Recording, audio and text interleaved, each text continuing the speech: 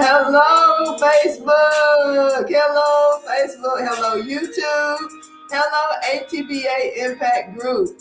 So, tonight is going to be an absolutely amazing night.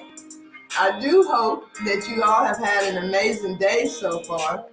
I know I have. Things happen today. Sometimes I'm sure you've probably had something happen today that you wouldn't otherwise really want to happen.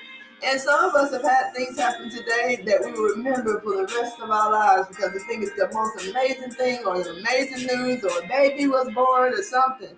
But I just want to tell you, one of the main reasons that we are here tonight is to shed light on the value of both of those things. The peaks, the valleys, the sun, and the rain. It's all an irrigation system of energy. Energy is never created, it's just transferred from one place to another. And the velocity of it, the speed of it, and the magnitude of it is our decision. So, welcome tonight as we begin the 10-day chakra journey. And my partner over here, Dr. Sue, I want her to introduce herself, and then we will see who's out there in the audience that is sharing this chakra journey with us. Dr. Sue, tell them who you are. Hey, y'all. I'm the partner in crime. How about that? Yeah. Okay, so I am a psychic energy healer. You might want to know what that is. I have psychic abilities, but I'm also a master energy healer, master Reiki master teacher, intuitive healer. I do a lot of things with a lot of things, and I'm all around energy. I am basically an energy person. I am a life coach, but it all comes back to, as Carrie said, everything is energy. Energy is everything, and that's what we're going to roll from tonight. Just looking at the importance of that. Yes, and yes. I love all of that. So I am Carrie. As it says right here, I'm the founder of HBA Impact Group. And that is who is coming to you guys today to share this 10-week journey because it is part of the initiative that I created last year called the 52. So I have been networking with people and partnering and collaborating with people just to fulfill the mission of ATBA, because ATBA's mission is to plant positive seeds of change on a consistent basis so that we together can eliminate competition through collaboration.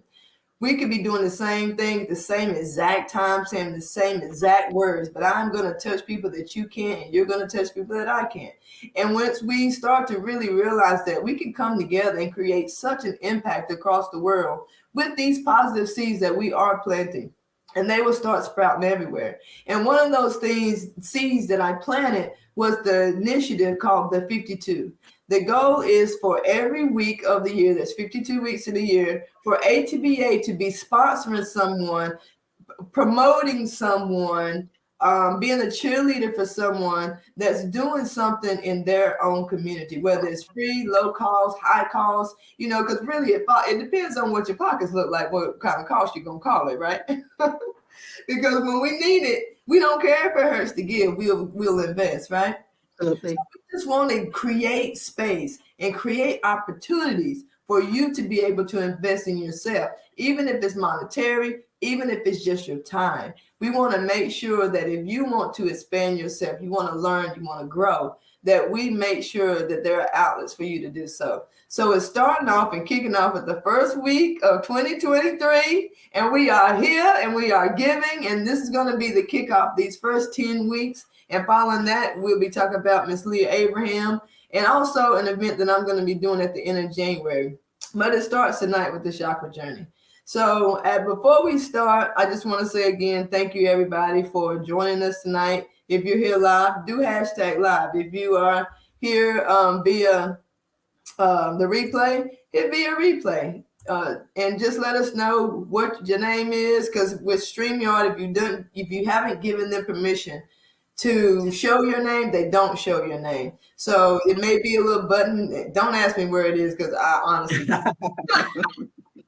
look around, because I'm not sure. But if you want to show your name, you'll have to give them permission. And share this out. Share this. Tag your friends in it. If you hear anything that if someone comes to your mind, it's not a coincidence. Tag the name below. Share it on the groups that will allow us to share on their groups and get the word out that we are out here tonight. Grand evening, Coach Toy in the house, my boo-boo. Hey, babe.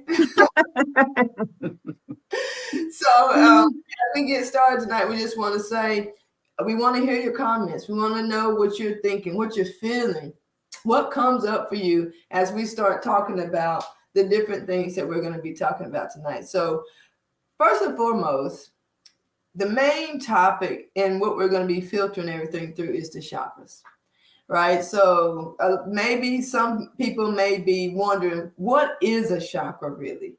I think it's Sanskrit, that it means wheel. It means like a disc, and it's something that's just spinning and rotating. In your terms, Dr. Sue, what is your definition of a chakra?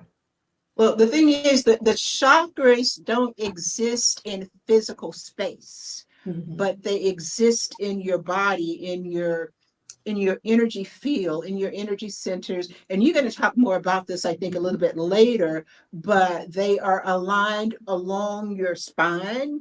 And most people know about the primary 7 chakras, but there are hundreds of them, right?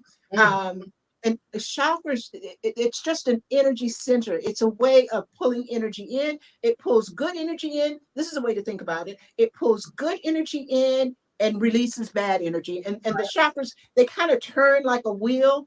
I think of them as, it's almost like, I'm getting descriptive here. For those of you who have ever had to put gas in a car, there's a funnel, right? And so if you imagine that the opening of the funnel is on the front, you've got 2 funnels. One is at the front and one is at the back. And they're turning in opposite directions. One of them is bringing the good energy in, the other one is releasing it. So you have them throughout your body. They are associated with all of your different organs. They are associated with different functions in your body. And I'm going to turn it back over to Carrie because she's going to talk more about that. Well, wait. This is so good. And one of the books that I've been reading on chakras, the lady's name is Anadia. She is absolutely amazing. I'm gonna have to pull it up on, because I don't want to miss it. A lot of books that says the chakra this, the chakra that, and I don't want to get it wrong because I want to give credit where credit is due. Her name is Anadia Judith. And the name of the book is The Chakra System, a complete course in self-diagnosis and healing. Whew, that's loaded right there. So when you think of the chakras, a lot of people think that this is just some type of far-fetched thing that's going on that frou-frou people talk about, and the only people who have any type of knowledge of it are people who have elevated to such high planes, and they don't think they're ever going to get there. And that's simply not true. It's like $1 million. Whether you got it or not, it exists. You know what I mean? And whether you want to admit it or not, it does affect you. Money affects you. And that's how the chakra systems and the energy is. Energy exists whether you want to really truly believe it or not. And I'll tell you a way to test that. Because a lot of people don't know how to believe something that they can't see or that they can't touch. But let somebody walk by you and say, they didn't say nothing to you, they didn't do nothing to you, but they sent you something your way that you felt. And then for how long after that do you remember and think back, why did they look at me like that? And why did I feel that way when they looked at me like that? Why would they have looked at me like that? What did I do to them? And then all of a sudden it starts what? Spinning out of control. And we use that phrase a lot, but we don't really think about what it really means. What were you going to say, Dr. Sue? I was going to say, here's a thought related to what you were saying about a person walking by. We exist in overlapping energy fields. Whether, like you and I, even though we are separated by miles, we still are in overlapping energy fields. And one of the things that social scientists have done research on, violent criminals, they have a bigger energy field than Mhm. others. And so if they walk by you or you walk by them, they may give you that look Mhm. and you're not even standing close to them. But the fact that their energy field is huge, then Mhm. you have stepped into their Yeah, personal space. And, yeah. and and that angers them and that triggers the energy that goes Mhm. with the anger. Mhm. So watch for Just that like when look, okay? someone walks by and the hair on the back of your neck stands up. Yeah, that's because you entered into their, those vortexes got so close that you kind of exchange. But the good thing about when you got your chakras in line and they're healthy, it's just like you said, it's just a swapping. It's a filtering. It's not something that gets tangled up and now it just doesn't know where to go because you keep bringing it back in. And it's like, I'm trying to go. But you're like trying to keep it. I'm trying to keep it because you're trying to retell the story over, or you're trying to convince somebody that somebody's wrong, or because you're trying to make sure you don't make the same mistake again. We hold on to so many things that creates that wobble effect within our energy field because we've latched on to somebody else's. I think it's so important what you were saying, because energy and, of course, the chakras have such an impact on our health. Yeah. When your chakras are blocked, then typically you're having some kind of health issue. What we know about the chakras and the auras, which are the energy fields around that emanate from you, what we Mhm. know about that is that if you are not well in any way, it shows up first in your energy field. It shows up in your chakras. It shows up um, in your auras. And Mhm. when we talk about, we throw this phrase around all the time: negative energy, negative vibes. But I Mhm. don't think we really know, many of us don't really know what we're saying, Mhm. because we're saying it just as slang or a way to engage in the conversation. But the Right. reality is negative vibes are real. Yes. Negative, it's like when you there was a show, a movie. I can't think of the name of the movie. Denzel Washington was in it, I believe. And as he walked down the street, there was this energy that was jumping from him to. Um, No. I can't think of the name of the movie, I'm but I'm horrible with movie names. So. I am too. I am too. But your energy, it can be transferred from you to someone else, and theirs can be transferred to you. And so when you are like, if you walk into a room, most of the time, if you are at all present, then you can tell when something is not right in that room. Yeah, You you may sure? not know what it is, but you can pretty much, if you take a moment and just kind of check it out, you can tell where the bad energy is coming from. You can Oh, for tell who is not happy. If you look at husband, wives, or spouses of significant other, I see that. You look at people who are in relation to each other, you sure. can tell when they are not vibing on the same level. Yeah. And they don't have to say a word. You Like just it's know. That's energy. That is energy. yeah, be like it is time to go. Just like you seen the movie Color Purple. Uh-huh. You ain't nothing but a heifer. That man closed that guitar and he got out of Dodge because he knew Miss Sophia was about to tear that place up. Mm-hmm. Because That's she had an energy. yes, and that's how energy tends to work. And it's so transparent, and and it depends on when it comes around and how we transmit it. It depends on our experience of that energy. So as we're talking about the energy and things, I know some of you are like, wait, what are they talking about? I am not going to go back and explain anything any further because there's so many resources out here that you guys can go to. One being the book that I'm reading right now that I just shared it with Anadia Judith about the chakra system. Do your own research. You do not have to take our word for it. And quite Right. honestly, you do your research, you don't like it, throw it away. Because honey, I'm good with it. But if you want to learn more, please, I just really encourage you to continue to research and to seek knowledge and understanding for yourself. And one of the reasons why I want to continue and not go too deep into explanation is it's kind of like one of my notes that I wrote is I've always referred to sharing enlightenment as walking through a house when people are asleep. When you are walking in enlightenment, you don't try to be loud, nor do you tiptoe. You just share when you want to share, what you need to share, and what you feel appropriate to share without having to tiptoe or yell, because it depends on the people that you're around at the point of their awakeness that they will start to wake up and understand. And if they're in a deep sleep, it doesn't matter how much you jump up and down, they're not going to wake up. So only thing that you can do is go about your way, stepping in your own way, just regularly and flowing through your life. And that's what we're doing here tonight on this live. We're just trying through life. And if you hear us, you hear us. And if you don't, you don't. And let that be okay. Let that be okay. So moving right along through this chakra journey, y'all. So we're going to be again, we're talking about chakras. It means a wheel, a disc. We're talking about how it all spins and everything. And like Dr. Sue said earlier, it's not something that's just physically like, okay, this is the chakra. Look at this right here.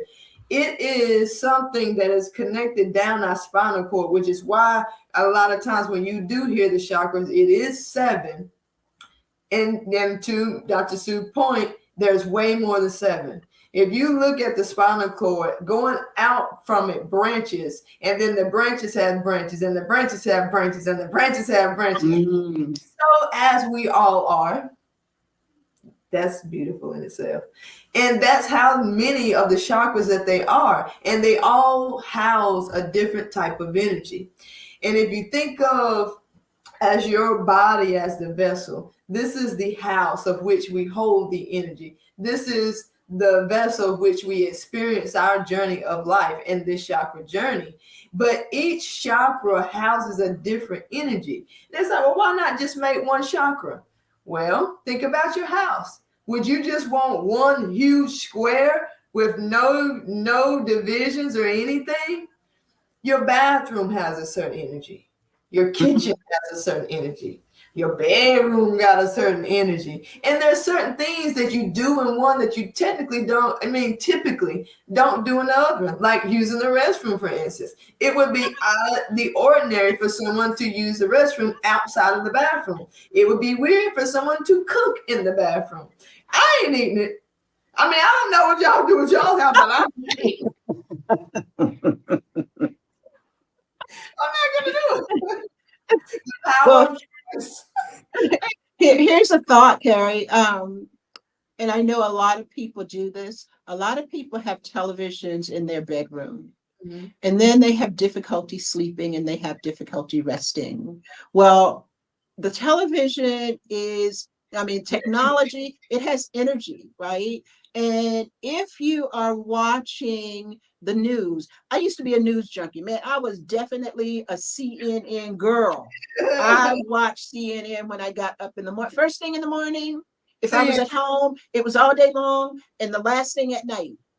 But I began to realize that I didn't feel good. Why didn't I feel good? I didn't feel good because I was ingesting negative energy. The stories about the murders and all of the violence and all of that's words and thoughts are energy. Mm-hmm. You can't avoid it. And when that's what you're taking in and you're in your bedroom, listen, y'all. Listen, when you go to sleep, you are sleeping, but your consciousness is wide open. Yeah. It is wide open.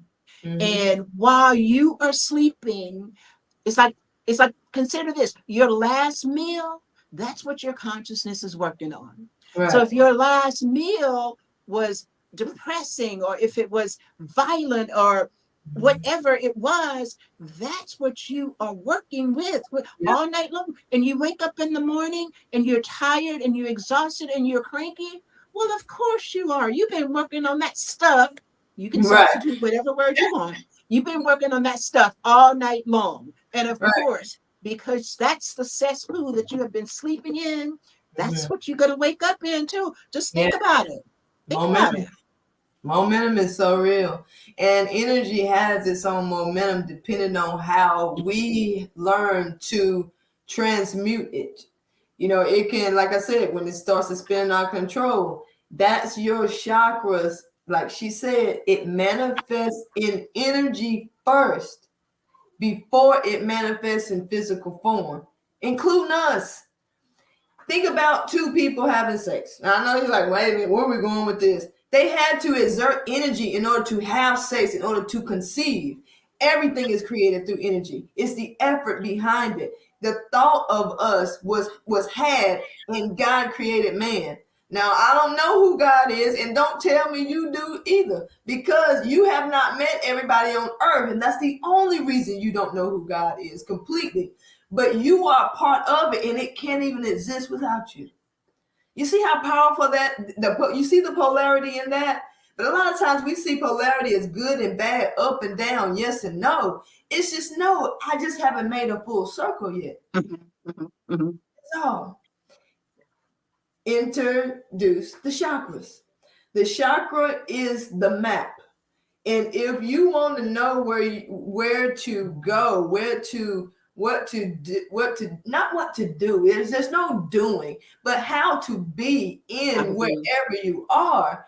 Pay attention to yourself. Pay attention to your body. Pay attention to your organs. Pay attention to your dreams. Pay attention to your thoughts, because all of these things that you can pay attention to that creates the sum of you is filtered through what's inside of you. And whatever is inside of you that's filtering through, that is creating the manifestation of dis-ease, it's because there's something within your chakra and your energy field that's got a little residue from something that you are not willing to let go of yet. Period. And I know that sounds harsh, but it's the truth. It is the absolute truth. It is. And as you're speaking, I'm thinking so many times, I mean, if you live, one of the things that you and I can be assured of is that we're going to go through some stuff in our lifetime. Oh, yeah. We're going to go through some stuff. And whether we thrive or die energetically and otherwise depends on how we process it, that energy, or whether we process it at all. So many times, the couple of examples I want to give, so many times people are looking for the right one, the partner, right? I want my ideal mate. My clients often come to me and they want to know, well, when am I going to get married? When am I going to find him? When am I going to find her? And my thought is, and I say this to them, when you do your inner work, you got to clean your house first. Everything, your thoughts are energy, your feelings are energy. If you are still in the energy of the last relationship, because he done me wrong and she done me wrong and they done me wrong, whether it's with your family, your friends, your significant other, if you're still living in that space, then that's the energy that you are embodying. And you want to find Mr. or Mrs. or Ms. Right. But if they're vibrating high and you're down in the cesspool, it ain't working. You ain't gonna find them. If you want to find the right one, somebody who has done his or her work, you got to do yours so that you can raise your energy, right? And what you said about disease, we say that as if it is one word, but it's not. Let's break it into dis-ease. Your body, something within you is not at ease. And again, it shows up in your energy field. It shows up in your chakras long before the doctor or the psychologist or the therapist or the whoever it is that you're talking to, long before they see the evidence of it. it will have been there. Now, my other example that I want to use is we get upset with people who done us wrong. And Yep. we say, I don't care. I ain't forgiving him. I ain't forgiving her. Okay. Okay. Who are you hurting? That person has gone on about his life or her life or their life. They've gone on, but you're still stuck there with that energy, which is affecting your heart, is affecting your liver, it's affecting all of your organs, which cannot detoxify all of that garbage because you're holding on to it. Forgiveness is not for them. It is Yeah. for you. Release that energy and be free. That's what I'm talking about. That part. You got to figure out basically what predicate is interrupting your whole sentence. We get stuck on just some of the things that happen to us. And I really believe that is is trauma is chronic emotional hoarding. It's when we've been through so much and we didn't know what to do with it. We rather hold on to it than leave it in the hands of something or someone else because no one understands it the way we do.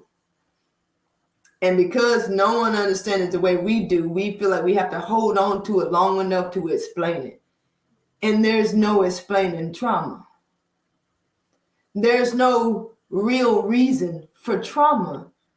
There are only experiences in life, and we choose how long we want to hold on to that experience. And when we truly realize the power of our decision to let go, trauma does not have to be a part of your story. You do not have to keep telling that story.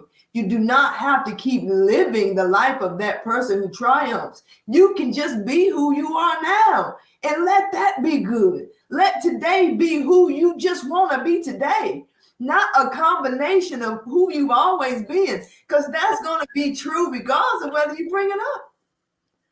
That's true anyway. You are strong, not because of, just because.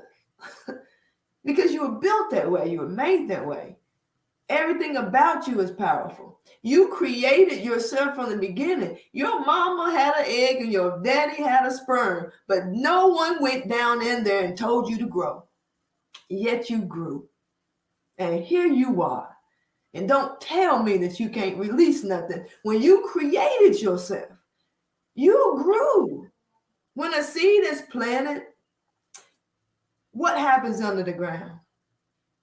Can anybody tell me? Has anybody seen it? Was anyone actually there and watched it? No, and it's the same for you. You can tell your story till you blue in the face. No one was there but you. And when you can love and embrace, no matter how deep and how dark it was that you grew, decide what you want to focus on. That is when you can go inside and see, why is this spinning like this? Oh, I know why. Because when this happened, I felt the rockiness then.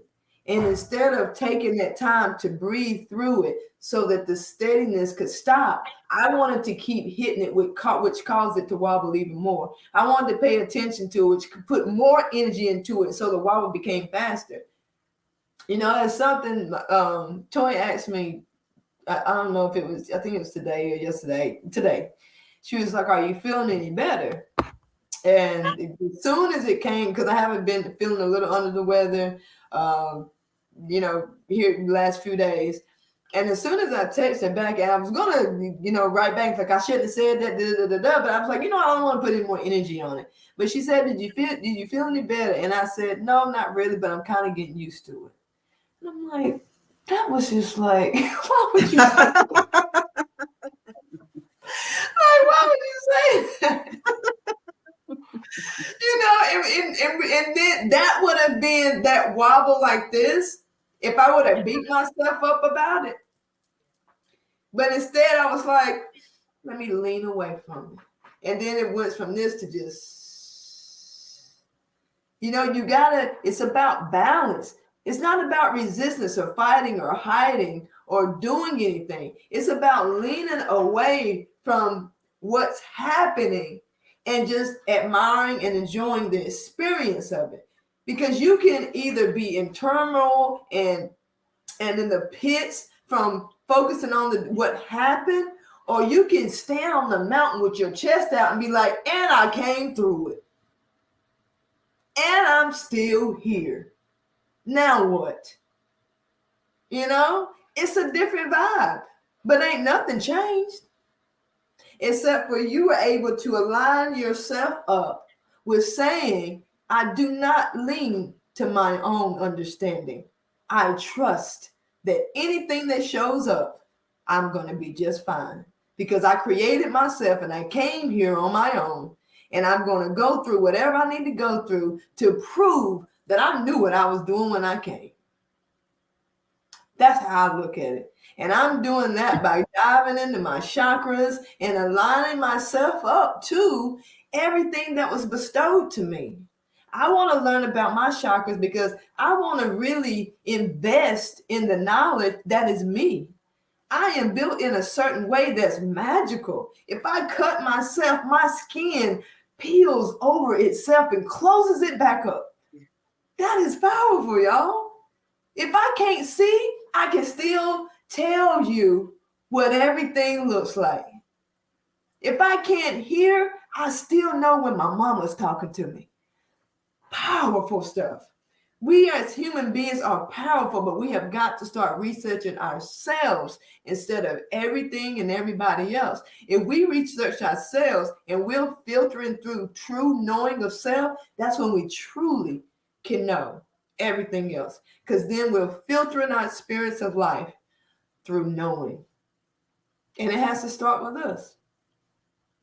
What you guys to say, Dr. Sue? I feel like it's kind of winding up. There's so many things I know this and I didn't talk about, but I feel like that it was transmitted to everybody that is watching and that will watch. And I'm going to go back and watch it myself and write some notes just to make sure I link it to next time, because this is a powerful conversation. And I especially don't think that enough Black women have this conversation. And I want to put that right out there. And I mean exactly like I said it. I feel like a lot of times we as Black women judge each other so hard when we feel like other Black women are doing things out of the norm of our culture. And then we get judged for it. Like, girl, that's, white people stuff, or that's, that's over my head, girl. You too or country for me, or this, and that, and the other, or that ain't in the Bible. Like I ain't in the Bible either, but yet here I am, and I'm very real, So I just want us to open our minds, not to try to discredit it, but to try to research it, to try to learn from it. You don't got to take the whole cow. You could just have a little steak. You know what I'm saying? Like, whatever, get in where you fit in. But I want to know, are you listening? Are you looking? Are you even, are you feeling? Are you willing?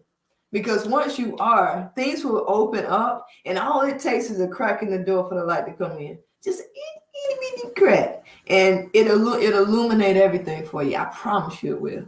Dr. Sue, you have anything you want to say too? I just want to say that this has been delicious. A very delicious conversation, and I am looking forward to having more of this conversation. And in closing, I'm not going to. I had a lot of thoughts as you were talking. And we're going to save some good stuff for the next time. Okay. And I just want to leave you with a few things. One is that we inherit trauma. Many times. Trauma happens to us in this present life, but we also, 7 generations back, we've got stuff that they had. And there's a science behind this. The science has shown that the trauma that your great grandmama experienced, if she didn't clear her energy, if she didn't clear her auras, if she didn't get her stuff together, you got some of it. And whatever you have, let's just look 7 generations out. Mhm. You got children, you're passing it on to them, they're passing it on to their children. Listen, it is so important to do your inner work, deal with your stuff.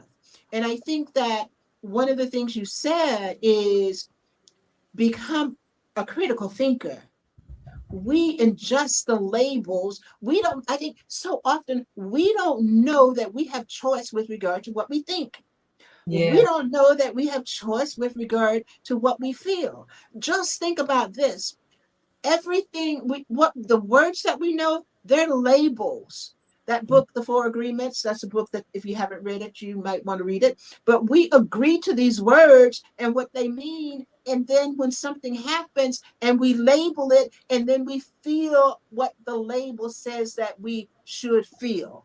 But the Mhm. reality is, if there was a different label, if happy was called sad, we would feel sad when they said when they used the word Right. happy, Right. right?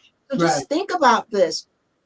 When people say hurt, if you give it a different word, then you don't feel the energy or the chemical, you don't have the chemical release that comes with the feeling of the hurt or the anger. And so I think that, and let's just move now into what we're going to talk about the next time. But I think a Mhm. big part of what we need to talk about is unlearning. Yeah. We need to unlearn and then to reprogram our brain, which Right. is totally possible. No, 100% possible. I think I just made up a term, but is when you talk about those generational curses, I'm real big on definitions, and they were talking about something like this on Film Talk today too. So go watch Film Talk, y'all. Um, but this term came to mind when you talk about generational curses and things that have happened in the past and they're passed down generation. It's like it's systematic emotional pressure to feel a certain kind of way about certain types of things. For instance, like for a good example is best friends. Like if we best friends, you both not like who I don't like. If I don't like I don't care. Don't you like that? And that's kind of how we get to the systematic emotional pressure over the generations. There's certain things that happen to other people that we automatically feel as if we have to deal with inertly. And it's all built into our systems, our energetic systems. Which is why it's so powerful and so important to me to pay attention to that chakra system, because it is the connection between the physical and the Yeah. spiritual. And the spiritual is what has been passed down because of the connection it had to someone else's physical. And we're all connected. We're all connected, but it's about the perspective of which we come from, which is our filtering system of how we experience the things that happen to us going forward. So tomorrow we're going to be talking about the different things that the chakras actually does, which is the reception, the simulation, the transformation, and the transmission. And think of this as like a restaurant. When a restaurant opens up, it gets its shipment. So that's like the reception part. We get the shipment, whether it's downloaded to us from generations, whether it's given to us by our parents, whether it's just a regular energetic field that we're born with in our chakra system. The simulation is the way that it stopped. How we start to rearrange things within our being, where we put anger, what we feel about love, how we kind of compartmentalize things that happen to us. Then the transformation is how we create things out of it. Whether it's go back to the store scenario so you can understand me. The reception is the shipment, what we get in energetically. The simulation is like the stop, where we're going to put it on the shelves, the things that we house inside of us. The transformation is when the store gets it in, they put it on the shelves, then they go to the shelves and they get things and then they make things. They transform it into something. And then that transmission is when they take what they've made and they give it out. So we go through this energetic process. We bring energy in. We store it inside of us. Then we transform it into something else, whether it's a conversation, whether it's an action, whether it's an emotion. And then we transmit it, we get it on everybody. What are you getting on people? What are you getting on people? What are you spewing out through your life? Think about that. And we're going to talk about that tomorrow. If y'all have any questions at all, please put them in the comments. We'll be going back through and seeing who was watching and saying thank you and invite you back for tomorrow. And if you have anything you want us to bring up tomorrow or talk about or expand upon, please put that in the comments as well. But we will be back next week, same day, same time, Wednesday. It'll be 9 p.m. Eastern Standard Time, 8 p.m. Central Standard Time, and 6 p.m. Pacific Standard Time. Before I get off here, though, I want to remind you guys that I'm going to be speaking in California at in, Rancho Cucamonga. I don't know why I always get tongue-tied when I try to say it. It's going to be the last Saturday, last Saturday of January on the 28th. So if you want to come, please do come. Right now, the ticket's only $97 until the 6th at midnight. I am going to purchase one ticket. And if you say, if you're in the California area or if you want to come to California, I want you to put hashtag I want to come. And I'm going to, whoever want to come, who has watched this live, I'm going to put your name to a drawing. And if you can make it and you can be there, your ticket is free. It is on me, $97. But if you want to come and you don't win the drawing, please come if you're in the area. It's going to be absolutely amazing time. The lady's name is Tiffany Parr. She is has her magazine, Venus Fanatic, and also the Girls Powerhouse Network. They've been doing book collaboratives, and this is their first women's conference, and it's going to be absolutely amazing. So she also has some online spaces. The online ticket is $27. If you want the VIP online ticket, is $57. You will also get the swag bag, and you will be entered into the Zoom, so you can actually be a part of the Q&A while we have the actual the conference. So please be on the lookout for that. I'll put it in the comments, more information. The tickets are selling on Eventbrite. If y'all want more information about that, let me know as well. And as we close, I'm going to play a little video that's going to be a little teaser for what we're going to be talking about at the very end of the 10 weeks. And I hope y'all truly enjoy this live tonight. I know I did. And thank you, everybody who joined us. I love you. I care about you. And I do hope you join us again next week. Bye, y'all. Same day. Bye. See y'all.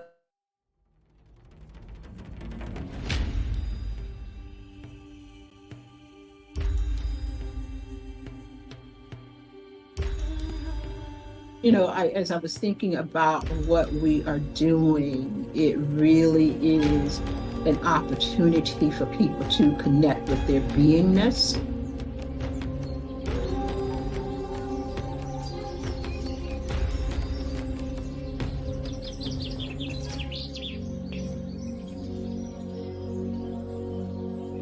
We are not conscious of the compartmentalization. We just say, this is who I am, right? Who you are is different depending on the environment that you find yourself in or the people that you find yourself connected with. So I hold myself out as an example. At 71 years old, it's been a long journey. It's been a long journey to self-acceptance. And I think it may be that way for many of us, that we look at the pieces of ourselves and decide, I can show that. No, I can't show that. Is there a danger? How deep is the danger if I show you all of me? Oh, I can show these people this part of me, and these people this part of me, and these people this part of me. And then the question is, how long before you get tired of just compartmentalizing your beingness?